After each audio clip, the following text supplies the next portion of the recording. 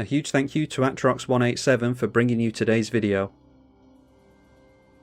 Shirei Shadowborn Apostles versus partners Timin and Rhoda, Okagachi and Muldrotha. A couple of Shadowborn Apostles and some fast mana. Yeah, not incredible, but no reason to throw it back really. A turn 1 Sol Ring from the partner player, and they've got down a Ghost Quarter, but can fix at least one of their colours with a Wayfarer's Bauble next turn. Okagachi has started the game with a Leyline of Anticipation. We draw into another Shadowborn Apostle, so that makes 3. Need to sacrifice 6 of these in order to get the demon.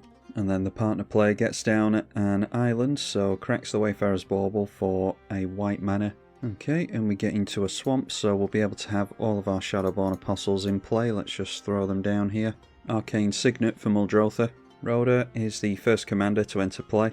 Okay, into Ancient Tombs, so I wonder now if we should go for the Harvester of Souls then. If someone goes for a board wipe, then the Harvester of Souls will see the non-token creatures die and refill our hands, so yeah, I think that's fine. We'll hold back the Shadowborn Apostles because we don't want to make an enemy of anyone just yet. There we go, Fleshbag Marauder, so really glad I got down the Harvester of Souls here. Seems like a very aggressive Fleshbag Marauder, but maybe they just have nothing else to do this turn. So sacrifice a Shadowborn Apostle. The Fleshbag Marauder obviously dies, as does the commander, so we'll draw 3 from the Harvester of Souls. Alright, and now seeing a Thrumming Stone, so we will be able to go Thrumming Stone into a couple of Shadowborn Apostles next turn. Ending the turn with a Wayfarer's Bauble, Muldrotha is. And Okagachi has something at the end of the turn, can play everything at flash speed, don't forget, so that is a Chasm Skulker managing to dodge the Fleshbag Marauder, and that immediately gets a plus counter on it. The partner player just recasting Rhoda again, so doesn't have too much blue mana held up thankfully, because we are looking to do some quite obnoxious stuff next turn. And in response, Okagachi has something. That is a Leyline of the Void, so yeah, we're going to have to try and get rid of that, although we're in mono black, so yeah, that's not good against Shadowborn Apostles. We do have means of fishing the Apostles out of our bin, and obviously our commander is built around doing that. Well, we draw into another land, we'll just have to play into it as best we can. So throw out the Thrumming Stone, and let's see how many Apostles we get here, because we might be able to crack them already. Don't necessarily care too much about being able to fish things out of the graveyard, as long as we keep the Harvester of Souls in play, that will keep our hand full. And we see 2 Shadowborn Apostles there, a Murderous Rider and another Swamp. So we cast the 2 Shadowborn Apostles, and each of those will trigger Ripple 4 as well. And there we see on the first one that we get into a couple more, so yeah, we're going to have enough Shadowborn Apostles here, I think. Alright, now, I don't want to strip my library of all the Shadowborn Apostles, because if someone wipes the board, it's going to be really bad for us, and I also don't want my opponents to scoop on me. So I'm going to say no to a few of them here. We'll allow Shadowborn Apostles to start entering play. So there we are, I think that's 12 Shadowborn Apostles, 2, 4, 6, 8, 10 and 12, so we can obviously tutor twice, only once during the next turn cycle though. Let's swing in at Muldrotha, I think. Seeing as how Muldrotha is wide open, and it's Muldrotha. Seeing Into Deep now. Enchanted Permanent is a colourless clue artifact with 2 and sacrifice it, draw a card, and it loses all abilities. Unfortunately, that has split second, so so much for drawing cards. Luckily, we've got the Villis in hand, but we're going to have to tap a lot of mana into that. Over to the 5 colour player, the Chasm Skulker swinging in towards the partner player. Chasm Skulker is a 3/3 now. Wing Boots for the Azorius player, and then equipping that onto the Rhoda as you would expect. Timin into play now, and at the beginning of each combat step they can tap a creature, so yeah, they probably just target one of our Shadowborn Apostles, it doesn't really matter. And now the Rhoda swinging in towards us. It does have Ward 4 and Flying, it's a 4/4. I'm thinking of going for the Lord of Void here anyway. It might be that Okagachi can do something about it with the 3 cards in hand, but we might as well try this because they're going to be able to get rid of our stuff regardless. So not drawing 6 cards as we would have liked into the Harvester of Souls thanks to Into Deep. Yeah, that was a perfect card to use against us. And it's noteworthy that the Apostles do hit the Exile Zone because of the Leyline of the Void, so yeah, some perfect cards being used against us, like I said. Obviously, this isn't that type of deck, but we could set up combos and stuff with Razaketh and all that type of boring stuff. I'm just going for your typical battlecruiser fun style of Magic here, so let's just go for, where is it, the Lord of the Void. Bit of a pet card of mine, never get to play with it though. So we block the Rhoda, that will cost 8 mana to get back out again, assuming it dies here. We do manage to get rid of Rhoda. Okay, into another Shadowborn Apostle, so we can rebuild from a board wipe quite easily, I think. Throw out a swamp, and I'm going to swing in the Lord of the Void in towards Okagachi, and I don't really know what type of creatures we'll be able to get into, but we'll try it anyway. I'll swing in the Apostles at Muldrotha. Oh, that triggers during every combat, alright. Perhaps not then. So, of course, tapping down the Lord of the Void, so my opponent misread something and I misunderstood something of theirs as well, so we're quits now. So, I've got a feeling, thanks to this thing tapping out, that we're going to see a board wipe at instant speed from this player, so I don't want to play the Villis into it. We'll go through combat and we will still swing in at the Muldrotha player, I think. Alright, so let's go for the Shadowborn Apostle. We'll try and get 6 more of these into play.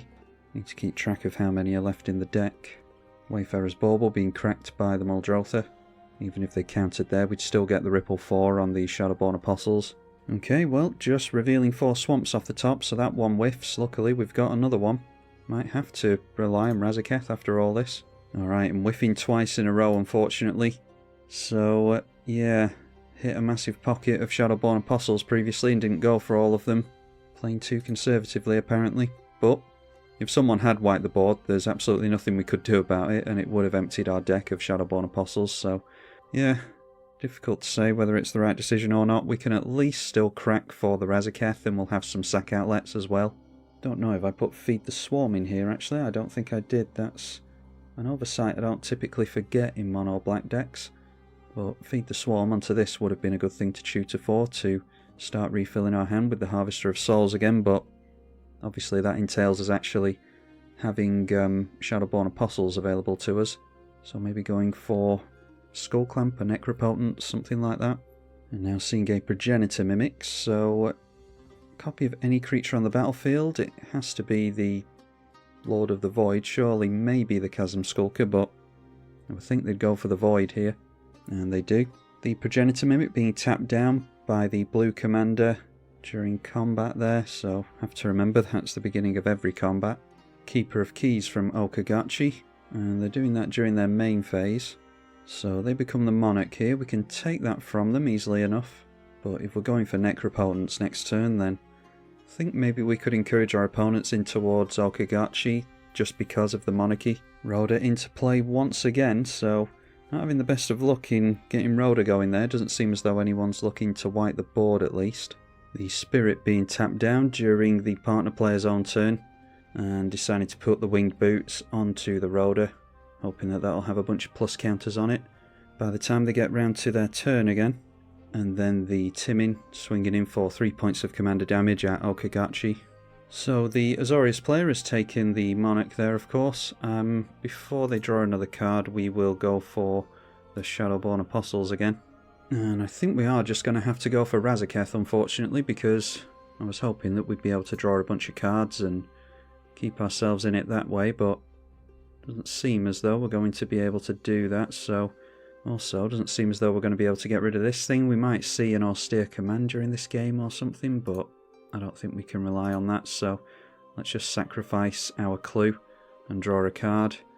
Draw into the Hagra Mauling, so yeah, we don't have to tutor at instant speed, we'll just see what we draw into here.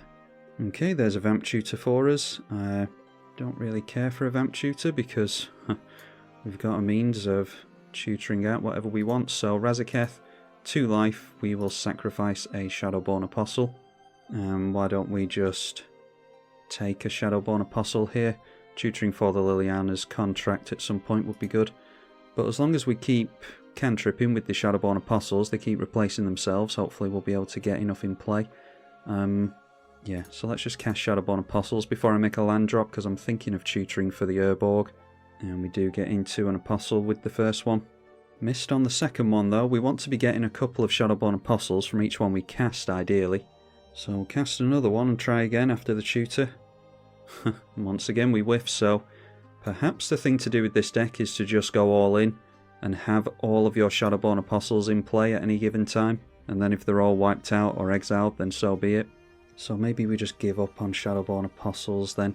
Let's just make use of these tutors as best we can at this point. I'll go for an Urborg first of all, because we can maybe set up Cabal Coffers next turn. So drop the Urborg, and then we need to tutor up, where is it? Under N, usually, Necropotence.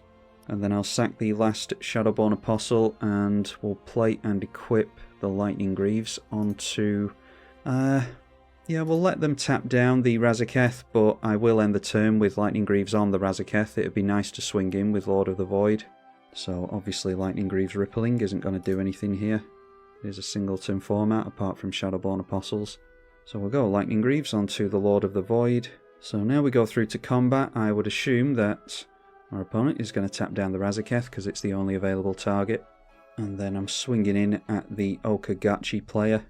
And we managed to hit with my pet card, Lord of the Void, so see what we get here. Doesn't look like much of anything.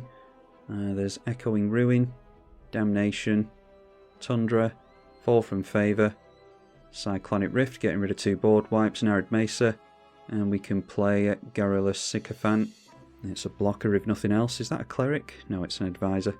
And it's something for us to sacrifice as well to the Razaketh. So Lightning Greaves on the Razaketh to protect it during the turn cycle. And we'll play out Necropotence, try and fill up our hand here.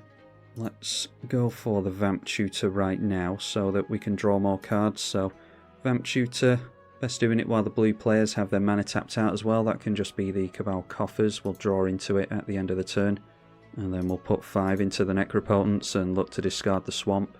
Alright, drew into another couple of Shadowborn Apostles. I think our luck might be out with those. Let's see if our opponent, they might be able to get a demon from us. All depends on who this thing taps down. Might tap down the Summoning Sick one and encourage this creature to swing in towards us.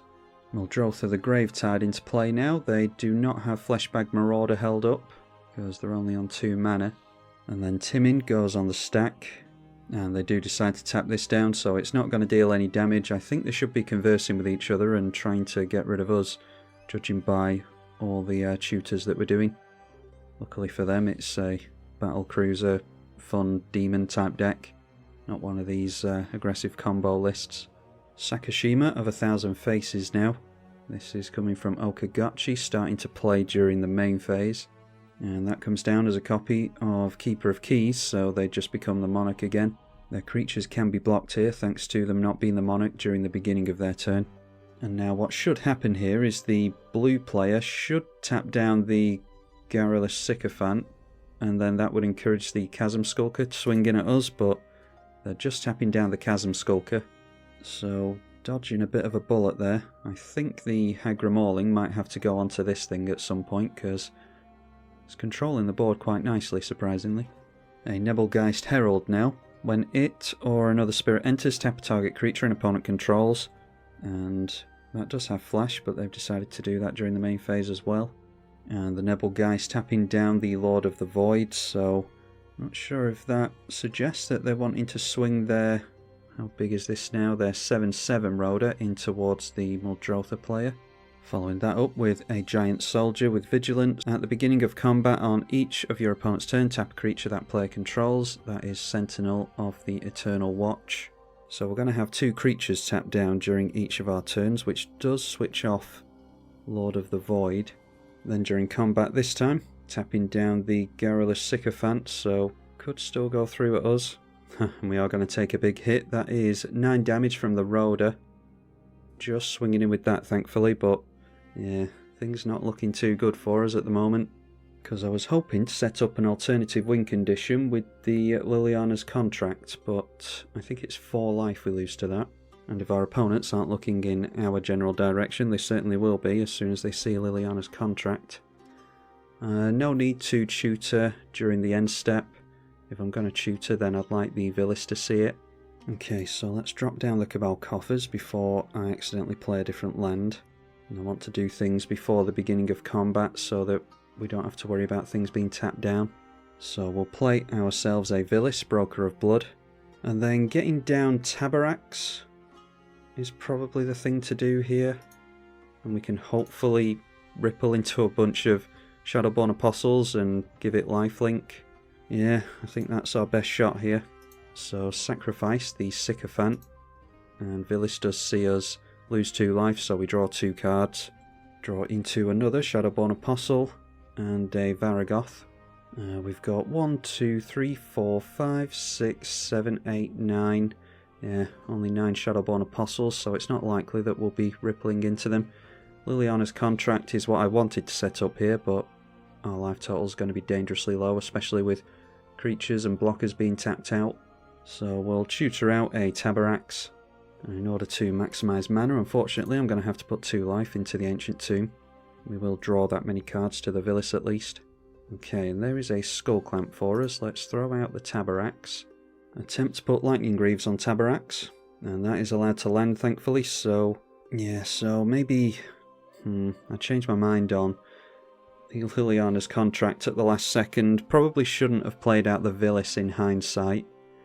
Should have conserved my mana to do Shadowborn Apostle things and gain life with the Tabaraks.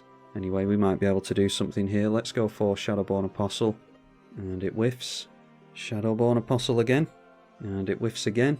So we definitely need to be a lot more aggressive with the Shadowborn Apostles and just get all of them in play and start doing Razaketh stuff, even if it is Battlecruiser magic apparently.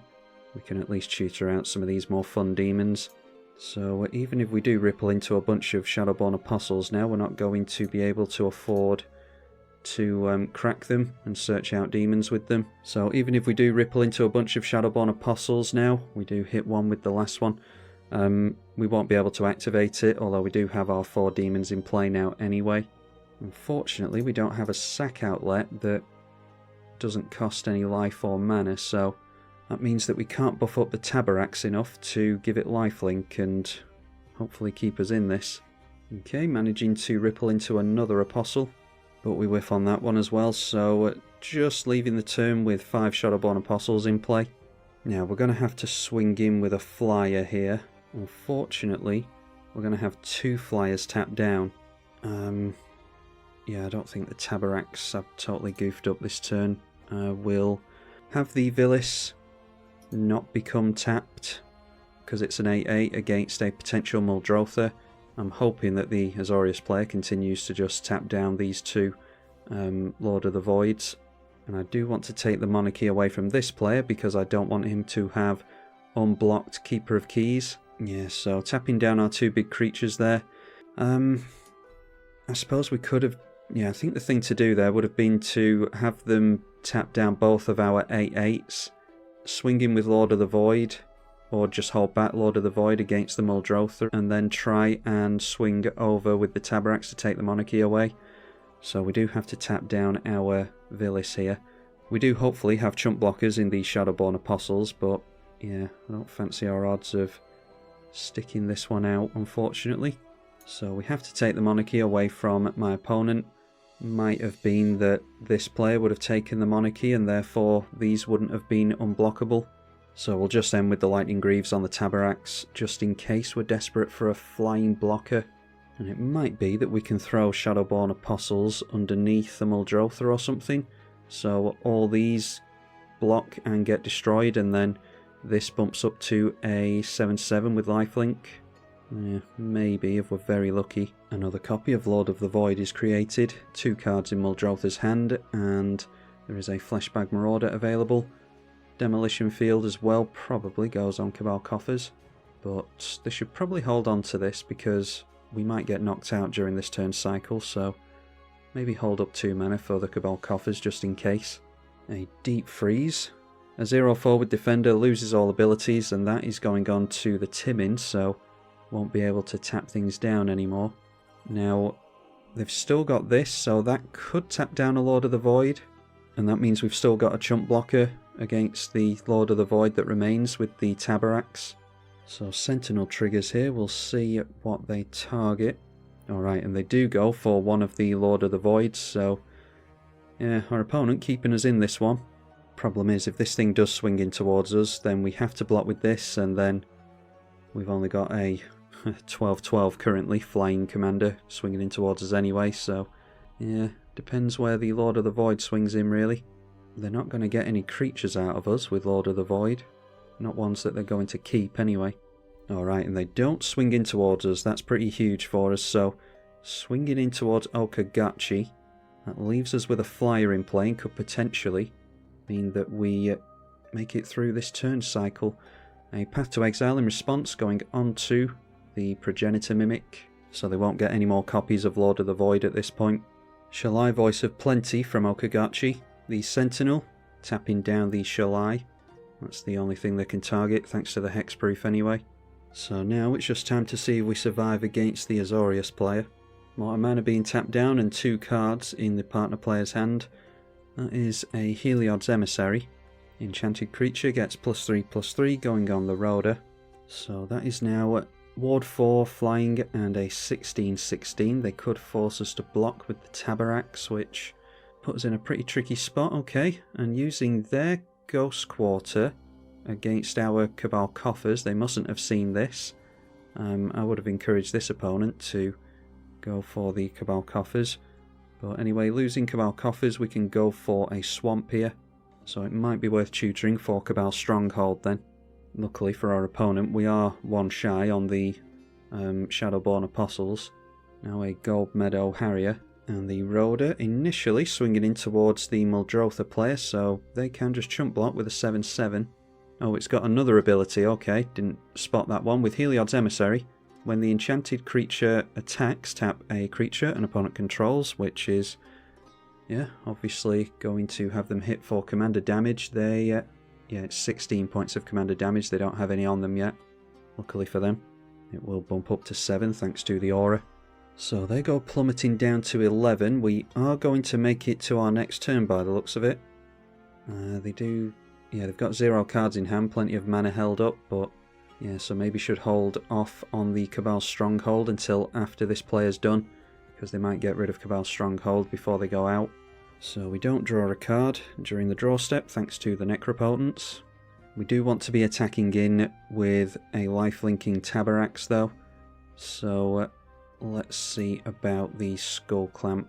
The problem with this being that we'll have way fewer blockers, but oh, and of course Skull Clamp is undone because the creature doesn't die to Leyline of the Void. Yeah, whenever the equipped creature dies, draw 2 cards, and it doesn't die because it doesn't ever hit the graveyard, it's a replacement effect, and go straight into exile. So yeah, the death triggers being switched off for the Tabarax, unfortunately.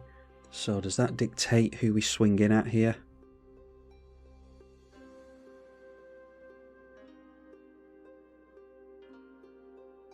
They can only tap down 1 creature with this thing during our turn. Assuming it's an 8/8, we've got 8, 15, 16 and 17, but we want this thing to be untapped so that we've got the threat of lifelink. But then if we get rid of this player, we're just opening ourselves up to this player, so it's, yeah, pretty tough. But I think we're just lucky to be in this game at this point anyway, so yeah, we'll go for the Hagra Mauling. Draw into a couple of swamps. Hagra Mauling can go onto the Sentinel. I don't want to pay the ward on their commander. And I actually didn't account for the fact that there's an opponent with no basic land, so that actually costs 3 mana, which means we could potentially waste a mana here. Could maybe get the Arcane Signet out, or we might as well equip the Skull Clamp, I suppose. So yeah, let's just throw the Skull Clamp onto the Villis. Yeah, and we're between a rock and a hard place here, really. We can't buff up the Tabarax enough to do anything meaningful, I don't think. So we just have to, yeah, I think we have to take out this player because they're just going to swing in Lord of the Void at us. So we'll have to make do with the fact that we can't Skull Clamp here. And we can attempt to get into a creature from the Okagachi. Yeah, we'll just do that. The Lord of the Void can be easily tapped down anyway by the tapping player. Alright, so managing to get rid of that player. Massive thank you for him not scooping. That was, yeah, it's a pretty rare occurrence nowadays. Lord of the Void, we're going to need something pretty incredible to keep ourselves in this. And looks dangerously close to a whiff. No, it isn't. We've got a few things. Maelstrom Wanderer. Do we cast this? No, you just put it into play, unfortunately. We've got the Horizon Chimera, which is a flyer. And we can't really draw cards, unfortunately. Or, yeah, we can with Vilis. Definitely get that into play. That's a means of life gain for us. So let's sacrifice an Apostle to go for the Cabal Stronghold. We're down to 2 life here. But we'll draw a couple of cards to the Vilis, so we immediately go back up to 4 with the Horizon Chimera. There's a Nykthos, actually. Is that better? Forgot about Nykthos. So maybe... yeah. Now that we've got the life to sacrifice to Razaketh as a sack outlet, maybe just going for... where is it? The Grave Pact would be alright. Yeah, let's do that. So play out the Nykthos. Tap that down for 16 black mana. It's pretty good. And then we've got the mana anyway. Might as well try our luck with a Shadowborn Apostle. Ripples us into nothing. Oh, and this player scoops. Alright, so... yeah, I mean, they're going to get their board cleared by the Grave Pact, but the game's not won for us yet. We're not going infinite or anything. I mean, it's... yeah, looking pretty good for us. We might as well get out the Arcane Signet with all that mana. But yeah, it's noteworthy that if this player did that, then we'd lose the Horizon Chimera, and that would totally change the outcome of the game. So, yeah, you shouldn't scoop early if you can help it, but I'm a stuck record with that. Now play the Varagoth, and then with the floating mana, we'll use Skullclamp as a sack outlet on the Shadowborn Apostles, simply to... oh, of course, I keep forgetting the Grave Pact is switched off as well. So if our opponent's made the same mistake I just made in scooping to that, then yeah, well that's obviously the wrong thing to do, isn't it? Man, really being hosed by Leyline of the Void this game, so we'll have to sack to the Razaketh instead, which is life neutral for us. Really being hurt by the fact that we can't go for the Feed the Swarm here. So why don't we just fetch out another demon and try and keep our opponent from tutoring for an answer here. Yeah, made some really goofy plays this game. But like I said, it's meant to be a fun demon list battle cruiser game, so what is a battle cruiser game of Commander without a bunch of stupid mistakes? We now have 3 flyers in our opponent's way, and they can't do anything about it as far as I'm aware, thanks to the tap player going down. I'm going to put the Lightning Greaves onto the Horizon Chimera because that is the most useful card to us at this point. So yeah, I'm sure there's a million things I could have done this game to put me in a much better position, but thankfully we've done alright considering the goofy turns that I've played out over the last couple of turns or so. Drew into another land off the Monarch, so we go up to 5 life thanks to the Chimera. Yeah, if it wasn't for Leyline of the Void, we would have drawn a bunch of cards there, gone up a lot of life, and given Tabarak's lifelink at the same time with a bunch of plus counters, so the deck does work, it's just that we're being controlled nicely by our opponent. We know that their Cyclonic Rift has gone, I think it was this player. Yep, their Cyclonic Rift is in exile. Alright, so is it just totally greedy here to try and set up the Liliana's contract win? Or can we just go wide on our opponent here? They can only block with 1 flyer, and then we hit them for big damage in the air potentially. Yeah, I think we get them even if they've got spot removal. So let's just go through to combat. So they block a big demon, remove a big demon. We're still hitting them for 7, 8, 9, 10, 11, 12 and 13 exactly. So yeah, that's fine. I suppose before blocks are declared we could have gone for the Vilis onto the Shalai as well. Let's see what they do here. They've got something in response. They've got flash speed, maybe get a flyer in the way. Okay, Teferi's protection. So in response to that, we'll go for Vilis onto the Shalai. We lose 2 life to the Vilis, but we'll draw that many cards and gain that much life thanks to the Horizon. In fact, why don't we just try and wipe our opponent's board here, because I don't think we're doing much else, so we'll tap down the Nykthos, make 22 mana. A plus counter goes on the Obnixilis whenever another creature dies. Now we could deal with the Chasm Skulker here as well, but we'd need to put 9 mana into... where X is its power, is it? No, it's the number of plus counters, so we'd have to put a further 8 mana into getting rid of all the squid tokens, assuming that they can give everything unblockable somehow. So that'd be 17 mana, which we can afford, but yeah, our opponent could get evasion on this, but I'm just going to risk not getting rid of that while we can. And if we lose because of that, then so be it. So check there's nothing we can do at instant speed. Don't think we've got too many instants in this deck, so pass through to the blocking phase, waste 11 mana from the Nykthos. We did draw into the Cabal Stronghold though. Alright, so Cabal Stronghold into play first of all. There is no downside of tapping the Ancient Tomb. We lose 2 life, we draw 2 cards, we gain 2 life to the, what is it called, the Horizon Chimera. We are at 15 cards in the library though, so we do need to be careful. Not going to play the Mana Crypt unless we're desperate, because we can always lose to that. Get out the Jet Medallion. Not going to do any more rippling with so few cards left in the deck. We gain 5 mana from the Cabal Stronghold, which only really gains us a mana. So let's get down the Liliana's Contract. We'll lose 4 life and draw 4 cards, which will effectively mean that we don't lose any life. So thanks to the Monarchy and us gaining a life previously, going up to 5, this actually becomes a more viable option for us. And Vilis did see the 4 life being lost, so we actually gain 4 life from drawing the cards to the enchantment, and then we'll gain 4 life from the Vilis as well. So that sends us down to 7 cards left in our deck. I feel better about going for the Mana Crypt now then. And we'll get down as many blockers in the way unless we want a big flyer. Our opponent didn't lose any life this turn. Archfiend of Despair won't be too much good to us. Yeah, we can go for the Nightmare Shepherd to get another flyer in the way. And then it's a couple of Shadowborn Apostles after that. And with the floating mana, Skull Clamp onto... I don't think it matters. We'll just put it on the Nightmare Shepherd, I think. And we're just praying our opponent can't make this thing unblockable somehow. Draw another card at the end of the turn, thanks to the Monarchy. Go up to 10 life, and we have to discard a bunch now. Alright, I must give a massive shout out to my opponent. I think he mentioned briefly at the beginning that he is a friend of the channel. Yeah, recognise the username, so obviously watches the channel, so Atrox187. Massive thank you to you, because many a player on Magic Online wouldn't have played this out. We'll see if Atrox has anything for us. It'll be a funny game to lose at this point. Certainly don't deserve to win it. Oh, you are joking. Oh. Well, I suppose...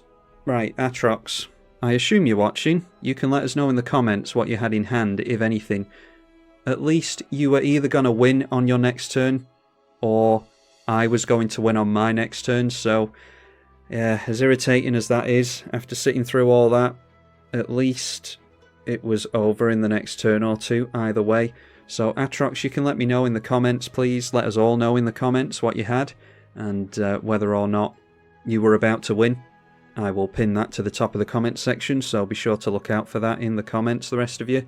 And yeah, apologies, but that's Magic Online for you.